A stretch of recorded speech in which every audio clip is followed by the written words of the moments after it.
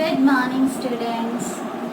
Beta, this is your lecture number 9, sorry 8 for class 9. Okay, and please mention date. It's 2nd of May. Okay. So in our previous section, we have discussed about different types of osmotic solutions. ठीक है. I hope you all understand. ठीक है. आप सभी समझ चुके होंगे कितने टाइप के सॉल्यूशंस होते हैं. ऑस्मोटिक सॉल्यूशंस जिसको बेसिकली हम कह सकते हैं. ठीक है ना. तो ऑस्मोटिक सॉल्यूशंस के अंदर हमने पढ़ा पहला आइसोटोनिक सॉल्यूशन. ठीक है.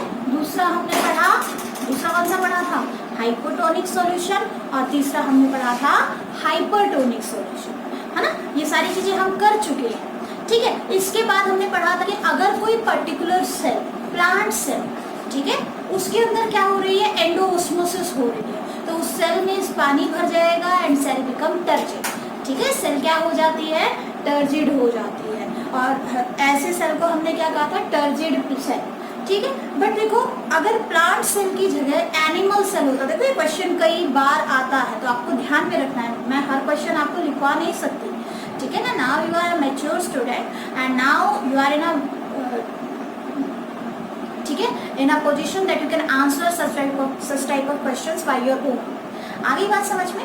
ठीक है. तो अगर हम बात करें एनिमल सेल की, ठीक है, तो एनिमल सेल के अंदर क्या होता है, जैसे ही एंडोऑस्मोसिस होगी, ठीक है, एंडोऑस्मोसिस से क्या होगा, पानी भरेगा उसके अंदर, और पानी भरेगा तो सेल सेल करेगी. लेकिन देखो एनिमल सेल के चारों तरफ क्या नहीं होता, सेल वॉल नहीं होती, और इसीलिए कोई हार्ड स्ट्रक्चर नहीं है, और इसीलिए हमारा जो सेल है वो सेल क्या हो जाएगा, ब्रस्ट हो जाएगा. आगे बात समझ में. ठीक है. तो मैंने कुछ क्वेश्चंस आपको दिए थे करने के लिए, केवल 2 या 3 बच्चों ने मुझे करके दिखाया है. ठीक है ना. अब आगे तभी पढ़ाओगे जब वो क्वेश्चंस मुझे करके दिखाओगे.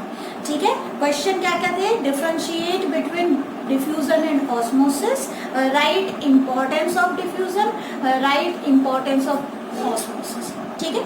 आज हम बात करते हैं कि ये जो सॉल्यूशंस हमने पढ़े, ठीक है, इनका क्या रोल है. आगे बात समझ में, इनका क्या यूज है. तो देखो बेटा, अब कुछ आज जो टॉपिक्स पढ़ा रही हूँ that are beyond your syllabus. ठीक है. वैसे हाँ, नो डाउट आपके सिलेबस में है, बट थोड़ा सा डीप से है. ठीक है. कई बार कॉम्पिटिटिव एग्जाम्स में ऐसे क्वेश्चन आ जाता है, प्लस आपकी नॉलेज के लिए भी ये जरूरी है.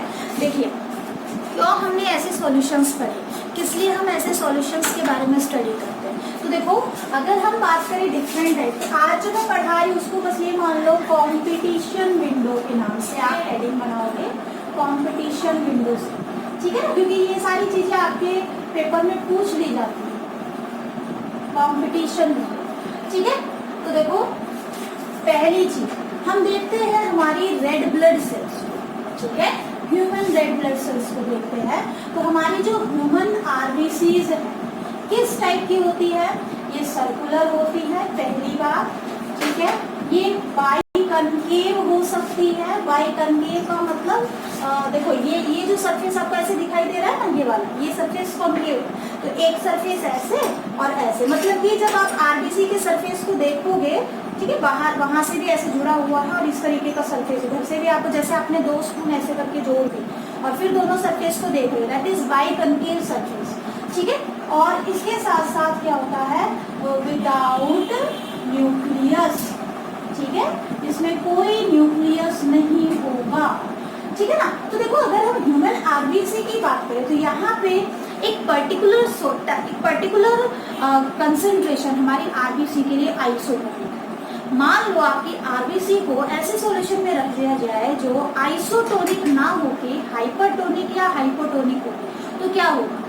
ठीक है. मान लो आपकी आरबीसी को हाइपोटोनिक सॉल्यूशन के अंदर रख दिया जाए तो क्या होगा, आपकी आरबीसी के अंदर क्या होगा, वाटर भरता जाएगा और अल्टीमेटली आपकी आरबीसी ब्रस्ट हो जाएगी, धीरे धीरे पर्सन की डेथ हो जाएगी. ऐसे ही अगर आपकी आरबीसी को आइसोटोनिक सॉल्यूशन की बजाय कहाँ रख दिया जाए, हाइपरटोनिक सॉल्यूशन में रख दिया जाए, तो क्या होगा, वाटर वहां से बाहर आएगा और अल्टीमेटली आपकी आरबीसी क्या हो जाएगी, श्रिंक हो जाएगी. क्लियर. तो इस तरीके से हमें हमारी बॉडी के बारे में एटलीस्ट पता होना चाहिए. जो ग्लूकोज चढ़ाया जाता है, ठीक है, नॉर्मली सबने आज तक लगभग किसी ने सबको एक बार तो चढ़ा होगा. ठीक है. वो ग्लूकोज में होता क्या है, ठीक है। तो उन सब चीजों को हमें ध्यान में रखना है। वो जो ग्लूकोज चढ़ा जाता है आगे से ध्यान रखना, उसकी कंसंट्रेशन एक बार आप चेक करना कि उसकी कंसंट्रेशन क्या है। ठीक है, तो हमेशा हमारी बॉडी के सेल्स के लिए आइसोटोनिक मिलेगा, ठीक है, ना तो हाइपोटोनिक ना ही हाइपरटोनिक। तो देखिए ये डाटा आपको बता रही हूँ, डाटा आप सभी लोग याद रखना। क्या देखो, अगर हम बात करें सॉल्ट, ठीक है, सॉल्ट की बात करें तो बेटा सॉल्ट जो है 0.9%, 0.9% क्या है, आइसोटोनिक है, आइसोटोनिक फॉर आरबीसी। ठीक है, आपका जो सॉल्ट है दैट इज 0.9% फॉर 0.9% सोल्यूशन है वो आइसोटोनिक है। अगर इससे ज्यादा ले लिया, ठीक है, तो वो क्या हो जाएगा, हाइपरटोनिक, और इससे अगर कम ले लिया तो वो क्या हो जाएगा, हाइपोटोनिक। ठीक है, तो देखो अगर हम बात करें 0.66%, ज्यादा हो गया ये कम, कम, तो ये क्या हो गया, हाइपोटोनिक हो गया। यानी कि अगर आपकी आरबीसी को 0.6%, 0.6 तो हमने एक डाटा ले लिया है, अदरवाइज 0.9 से कम क्या है, मान के चलिए हाइपोटोनिक है, बट ये हाईली हाइपोटोनिक है। क्लियर, इससे ज्यादा और कम जाएंगे तो बहुत ज्यादा हाइपोटोनिक हो जाएगा। क्लियर, ऐसे ही अगर आपसे कोई मतलब एमसीक्यूज जो आएंगे आपके, मैं लास्ट में असाइनमेंट दूंगी आपको धीरे धीरे एमसीक्यू, क्योंकि अभी हमने सिलेबस इतना कवर नहीं किया है कि मैं आपको बहुत सारे एमसीक्यू दे सकूँ। ठीक है ना, क्लासेस कम आती है 9th क्लास में, तो इस वजह से एमसीक्यू पूरे अभी नहीं देंगे, लेकिन जैसे चैप्टर कंप्लीट होता है मैं आपको एक पूरी एक 100 क्वेश्चन इस चैप्टर में से दूंगी। ठीक है, that you have to attend. तो देखो अल्टीमेटली अगर हम 0.9 से ज्यादा ले, ठीक है ना, जैसे 1.25%, ठीक है, ये क्या हो जाएगा, that will become hypertonic to your RBC. ठीक है, तो देखो क्वेश्चन ऐसे नहीं आएगा कौन सा हाइपोटोनिक है कौन सा आइसोटोनिक है, या तो आइसोटोनिक में पूछते हैं, ये डाटा आपको याद है।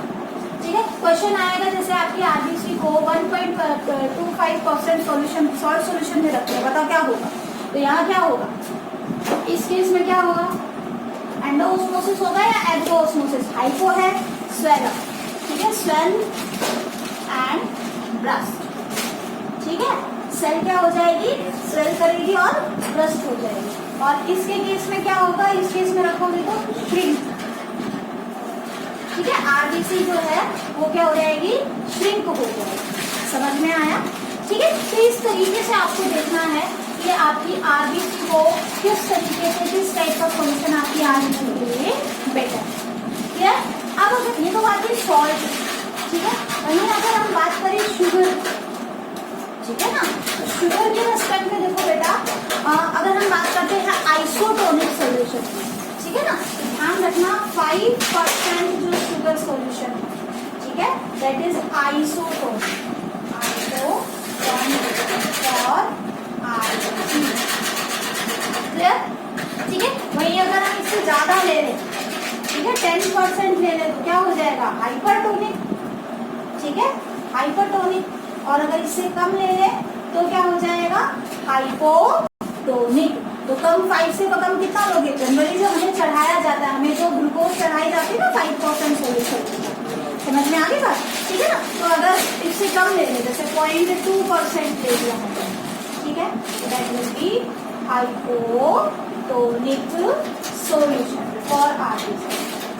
अब आई थिंक आपको पता चल गया होगा कि अगर आपकी आरबीसी को 10% हाइपोटोनिक सोल्यूशन में रखेंगे, मतलब 10% शुगर सोल्यूशन में रखेंगे तो सेल क्या करेगी, हाइपर है तो श्रिंक करेगी, और अगर हाइपो है तो स्वेल कर जाएगी। क्लियर। ठीक है, इसके साथ साथ बेटा कई बार एमसीक्यूज में एक क्वेश्चन और आता है, ठीक है ना, देखिए हम आपको एमसीक्यू साथ साथ कवर करवा रहे हैं। क्वेश्चन क्या आता है, देखो अगर हमारी आरबीसी को, ठीक है, यानी हमारी ब्लड को, ठीक है, रिंगर्स सॉल्यूशन में रखा जाए। रिंगर्स सॉल्यूशन क्या होता है आप हायर क्लास में पढ़ेंगे, फिलहाल के लिए सिर्फ नाम याद रखेंगे। तो ये हमारी आरबीसी के लिए क्या है, आइसोटोनिक, ठीक है ना, ये हमारी आरबीसी के लिए क्या है, ये हमारी आरबीसी के लिए आइसोटोनिक है। ये क्वेश्चंस पूछे जाते हैं कॉम्पिटिटिव एग्जाम्स में, तो प्लीज लर्न दिस कि अगर आपकी ब्लड में रिंगर सॉल्यूशन डाल दिया जाएगा तो आपकी ब्लड पे कोई इफेक्ट नहीं पड़ेगा। ठीक है, वहीं अगर आपकी ब्लड को वाटर के साथ मिक्स कर दिया जाए, प्लस वाटर। समझ में आ रही बात? Blood plus water. तो देखो वाटर क्या है, यहाँ पे आपके अंदर आपकी आरबीसी के लिए क्या हो जाएगा, ये हाइपोटोनिक सॉल्यूशन। क्यों? क्योंकि वाटर नॉर्मली बाहर वाटर है, कम्प्लीटली वाटर हो गया, सॉल्वेंट ना के बराबर, और आपके सेल के साइटोप्लाज्म में क्या होगा, बहुत ज्यादा क्या होगा, सॉल्वेंट सॉल्यूट होगा। तो पानी आपके सेल के बाहर से अंदर जाएगा। तो अगर ब्लड को हम वाटर में मिला दें तो दैट विल बी हाइपोटोनिक। ठीक है। और इसी के साथ साथ अगर हम बात करें ब्लड प्लस कंसंट्रेटेड सॉल्ट ले लो, या फिर सॉल्ट की जगह शुगर ले लो। अब कंसंट्रेटेड का मतलब क्या है? कंसंट्रेटेड का मतलब जिसमें पानी क्या है, बहुत ही कम है और शुगर ज्यादा है। जैसे कि आप 1.25% शुगर ले सकते हो, सॉरी सॉल्ट ले सकते हो, या फिर जो है 10% शुगर ले सकते हो, दैट इज कंसंट्रेटेड सॉल्यूशन। ठीक है ना? तो that would become hypertonic for your arts. ठीक है, आगे बात समझ में। तो ये कंपटीशन विंडो इसीलिए लिखवाई है। ठीक है ना? अभी हम वही कर रहे हैं, कंपटीशन विंडो ही चल रही है हमारी। ठीक है, तो एक बार इसका स्क्रीनशॉट ले लो सभी बच्चे, ताकि हम आगे इसको और अच्छे से डिस्कस कर सकें। आई थिंक ले लिया होगा। अब देखो बेटा, कंपटीशन विंडो के अंदर ही हमने क्या करना है, एक और चीज पढ़नी है। ठीक है, जहां से जनरली क्वेश्चन आता है। ठीक है, जहां से जनरली एक क्वेश्चन आता है।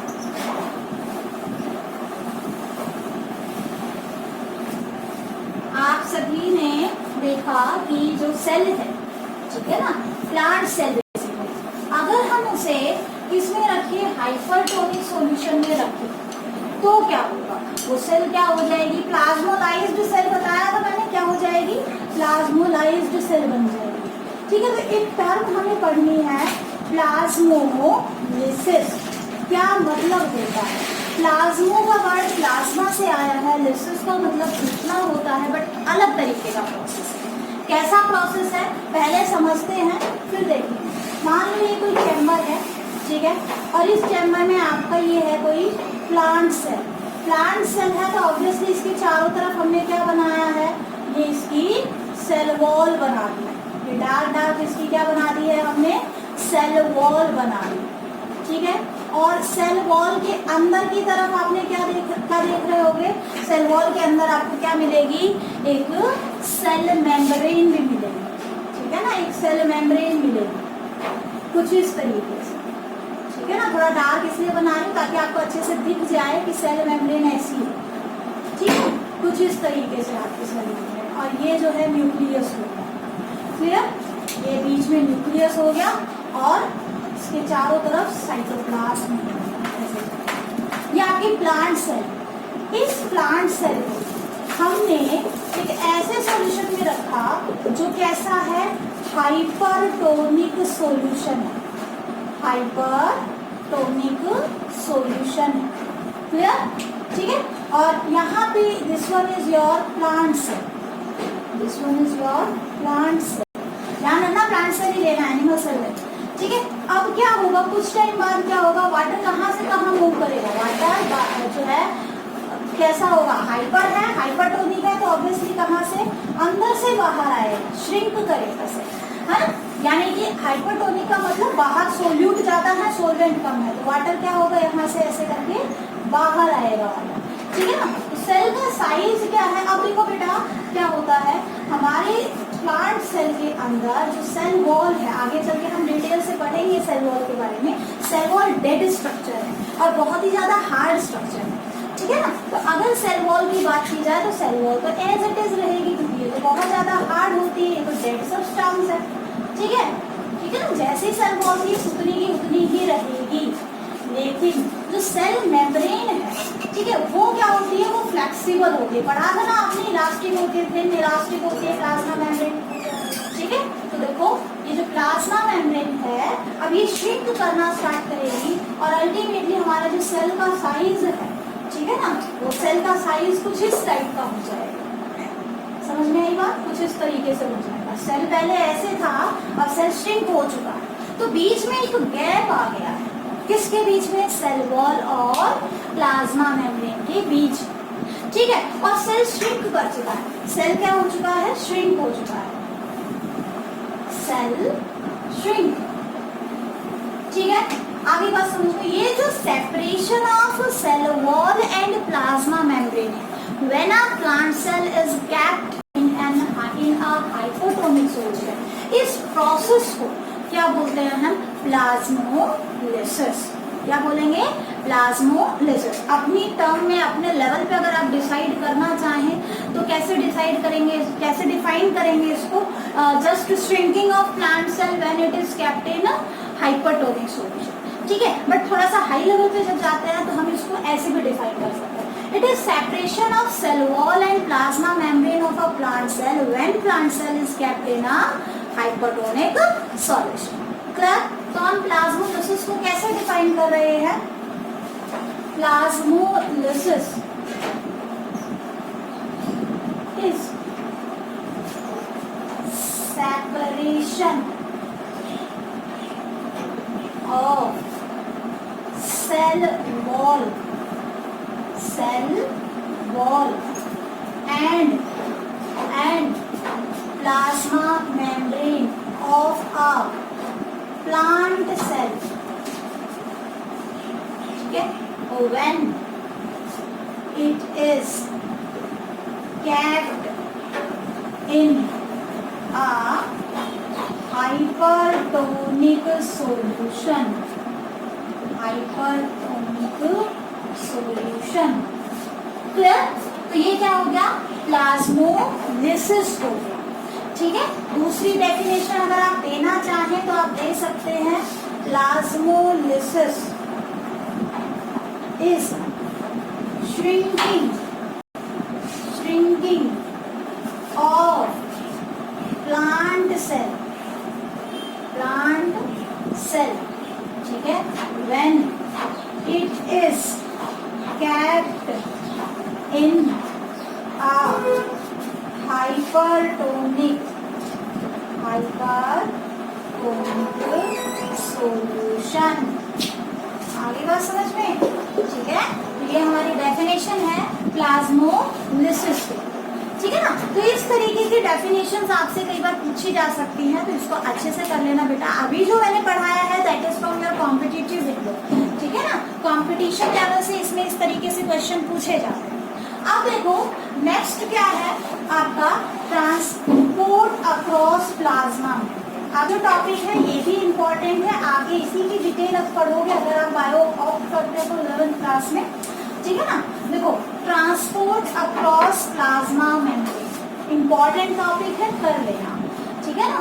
ट्रांसपोर्ट अक्रॉस प्लाज्मा मेम्ब्रेन, ठीक है, ट्रांसपोर्ट अक्रॉस प्लाज्मा मेम्ब्रेन। अब देखो बेटा, जब भी हम ट्रांसपोर्ट की बात करते हैं तो ट्रांसपोर्ट में बेसिकली दो तरीके से ट्रांसपोर्ट है। एक तो ऐसा ट्रांसपोर्ट जिसमें पर्टिकुलर चीज, ठीक है ना, प्लाज्मा मेम्ब्रेन को क्रॉस करके आ रही है, ठीक है ना, उसको क्या बोलेंगे?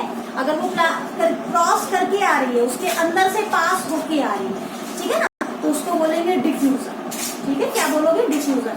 जिसके बेस पे फिर हम अलग टाइप के डिफ्यूजन करते हैं। एक तो होता है डिफ्यूजन, एक होता है एक्टिव ट्रांसपोर्ट, ठीक है ना। और अभी क्या बता रही हूँ मैं, देखो कैसा ट्रांसपोर्ट है, कुछ इस तरीके का ट्रांसपोर्ट है।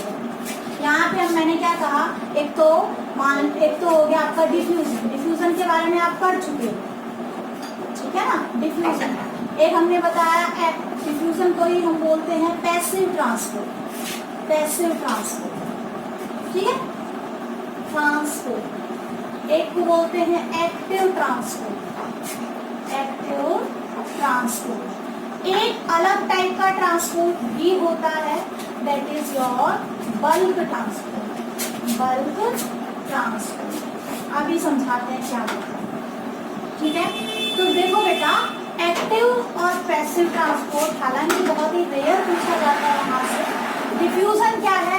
डिफ्यूजन की हमने क्या डेफिनेशन दी थी spontaneous movement of any substance from its higher concentration to its lower concentration. यही तो पढ़ा है हमने डिफ्यूजन में, ठीक है ना। अब देखो डिफ्यूजन में क्या है कि कोई भी चीज उसकी हाई कंसंट्रेशन से लो कंसंट्रेशन में आ रही है कि नहीं। और जब कोई चीज ऐसे मूव करके आती है, हाई कंसंट्रेशन से लो कंसंट्रेशन में मूव करके आती है, तो क्या होगा, ऑब्वियसली क्या वहां पे एनर्जी की जरूरत पड़ेगी, क्या वहां पे हमें एनर्जी की जरूरत पड़ेगी। मान लो एक जगह पानी बहुत ज्यादा है, मान लो आपकी एक टंकी है, टंकी में पानी बहुत ज्यादा भरा हुआ है और आपने उसमें एक पोर निकाल दिया, ठीक है, तो उस पोर से पानी अपने आप आएगा या आपको एनर्जी लगानी पड़ेगी? कोई एनर्जी नहीं लगानी पड़ेगी क्योंकि उस पानी में पहले ही एनर्जी है, ठीक है ना।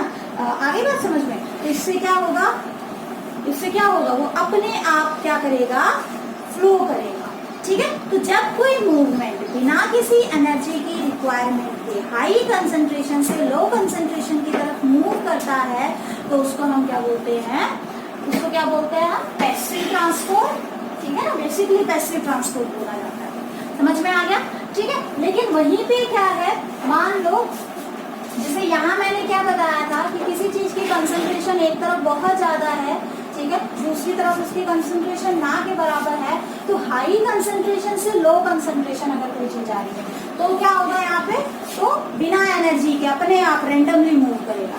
बट अगर यहाँ पर इसकी बात करें, हम पैसिव ट्रांसपोर्ट की बात करें, यहाँ क्या होगा, आपने अपोजिट डायरेक्शन में इसको यहाँ भेजना है, ठीक है, अपोजिट, यहाँ कम है यहाँ ज्यादा है, फिर भी आपको यहाँ से यहाँ भेजना है, तो एनर्जी लगेगी कि नहीं, ऑब्वियसली लगेगी, ठीक है। तो जहाँ एनर्जी की रिक्वायरमेंट होती है, ऐसा ट्रांसपोर्ट, यानी कि मेम्ब्रेन है, ये प्लाज्मा मेम्ब्रेन हो गई आपकी, ठीक है, ये सेल की पूरी प्लाज्मा मेम्ब्रेन मान लो, और यहाँ पे क्या है, कोई मॉलिक्यूल की कंसंट्रेशन बहुत ज्यादा है और यहाँ उसकी कंसंट्रेशन ना के बराबर, तो अपने आप आएगा। या अपोजिट कर सकते हो कि यहाँ कंसंट्रेशन ज्यादा है, अंदर और बाहर आना है, तो अपने आप जाएगा। लेकिन अगर सपोज करो यहाँ कंसंट्रेशन कम है और यहाँ कंसंट्रेशन बहुत ही ज्यादा है और फिर भी आपको यहाँ से यहाँ जबरदस्ती भेजना है, ठीक है ना, तो आप किसका यूज करोगे, एनर्जी का यूज करोगे। ऑब्वियसली किसी के साथ जबरदस्ती कर रहे हो तो एनर्जी का यूज करना पड़ेगा। तो ऐसे ट्रांसपोर्ट को जहाँ एनर्जी यूज होती है, जो लो कंसंट्रेशन से हाई कंसंट्रेशन जाता है, उसको क्या बोलते हैं, एक्टिव ट्रांसपोर्ट, ठीक है ना। और जो हाई कंसंट्रेशन से लो कंसंट्रेशन आता है उसको क्या बोलते हैं, पैसिव ट्रांसपोर्ट, ठीक है। आगे बात समझ में, पैसिव ट्रांसपोर्ट। तो देखो अगर हम बात करें, it is spontaneous movement of any substance from its higher concentration to its lower concentration, ठीक है। आगे बात समझ में, it does not require energy, यहाँ एनर्जी की कोई जरूरत नहीं होती। सेल के लिए एनर्जी क्या होगी, एटीपी, आगे समझाएंगे एटीपी क्या होता है, ठीक है। बट अगर यहाँ पे बात करें, इट इज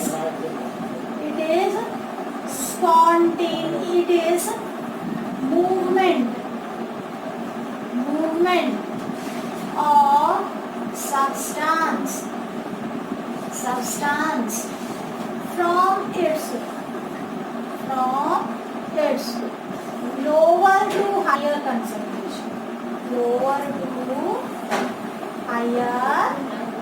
concentration, ठीक है। it requires energy, ठीक है, यहाँ एनर्जी की जरूरत पड़ेगी, समझ में आ गया। यहाँ पे एनर्जी की जरूरत होती है एटीपी की फॉर्म में, ठीक है ना। अब एक नोट डाल के लिखो बेटा, कई बार क्या होता है, कुछ मॉलिक्यूल्स ऐसे होते हैं जो अलोंग कंसंट्रेशन ग्रेडियंट ही होते हैं, ठीक है ना, अलोंग, इसको डाउनहिल मूवमेंट भी बोलते हैं, अलोंग कंसंट्रेशन ग्रेडियंट ही होते हैं, मतलब कि एक्टिव पैसिव ट्रांसपोर्ट ही होता है। बट कई बार क्या होता है कि वो पर्टिकुलर मॉलिक्यूल प्लाज्मा मेम्ब्रेन को क्रॉस नहीं कर पाता, ठीक है ना।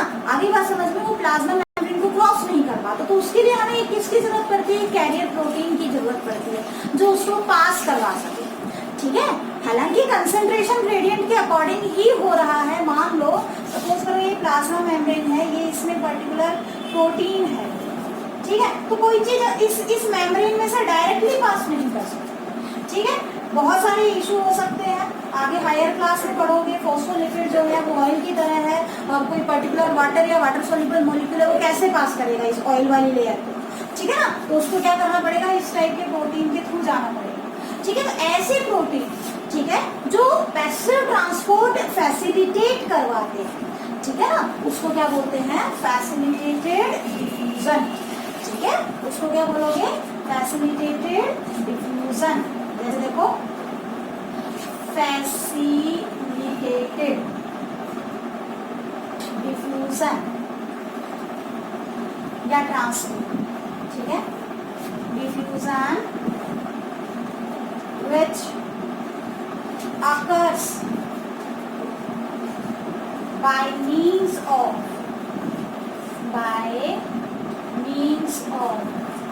some carrier proteins, जैसे परमीएजेस होते कैरियर प्रोटीन्स, ठीक है। कुछ स्पेशल टाइप के प्रोटीन जो स्पेशल टाइप की चीजों को, वाटर या वाटर सोल्यूबल चीजों को अपने अंदर से पास करवाते हैं, ठीक है। टनल प्रोटीन पढ़े थे ना प्लाज्मा मेम्ब्रेन में, that are just like your facilitating carrier protein, ठीक है। फैसिलिटेट करवाना, अवेलेबल करवाना। तो ऐसा डिफ्यूजन जिसमें क्या होता है, कैरियर प्रोटीन के थ्रू डिफ्यूजन होता है, तो उसको क्या बोलते हैं हम, फैसिलिटेटेड डिफ्यूजन।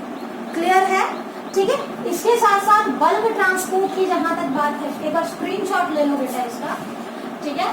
जहां तक बल्क ट्रांसपोर्ट की बात है वहां पे देखो क्या होता है, बल्क ट्रांसपोर्ट बस छोटा सा टॉपिक है, हम ज्यादा डिटेल नहीं जाएंगे बल्क ट्रांसपोर्ट के अंदर।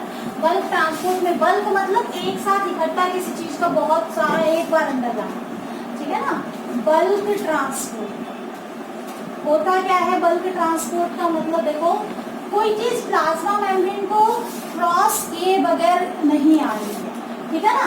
कैसे आ रही है, देखो मान लो सपोज करो ये आपकी प्लाज्मा मेम्ब्रेन है, चलो इसको मैं नेक्स्ट क्लास में करवाऊंगी, अभी आपका जो टाइम है वो काफी ज्यादा हो गया है, ठीक है ना। तो इसको हम नेक्स्ट क्लास में ले लेंगे। नेक्स्ट क्लास में आपका बल्क ट्रांसपोर्ट हो जाएगा, और एक आपका जो, क्योंकि काफी लेंथी है और टाइम काफी ज्यादा हो गया है, ठीक है ना। तो एक तो बल्क ट्रांसपोर्ट करवा देंगे आपको, बाकी नेक्स्ट क्लास में सेल वॉल